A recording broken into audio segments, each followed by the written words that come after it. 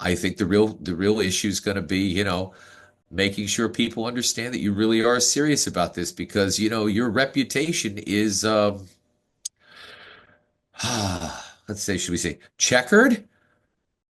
Sylvia Portier, what happened to her, Tom?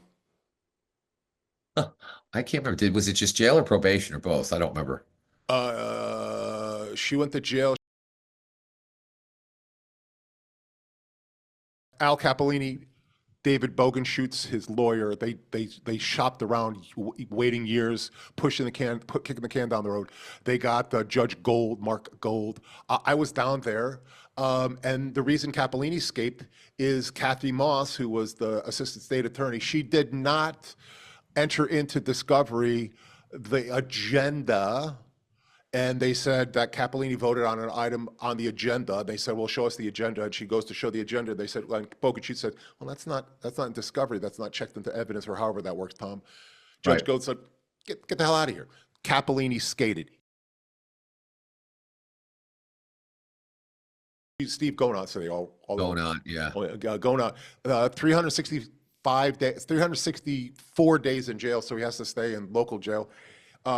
Charged, everything else, and he was going to escape. He was going to escape. He was going to skate the charges, except that the day when David Scholzen, top-notch lawyer, Dave Scholzen, I'm down there again, sitting on the court bench.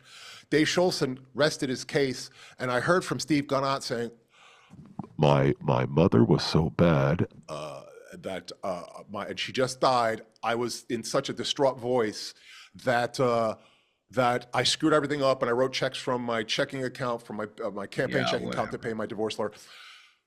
And he said it was on the 21st or whatever the date was. And I remember, Tom, I have autism, as you well know. I used to have a really sharp mind. It's a little foggy at the moment, but don't get old, kids. And I called Schulzen up that night, and I said, by the way, 3 days before he supposedly wrote this check, his son turned 21, and he took him out to Vegas. So how screwed up can you be in your head that you're going to write a check from the campaign account, blah, blah, blah, that 3 days beforehand, you're taking your son out to get him laid in that. The next day, they go back.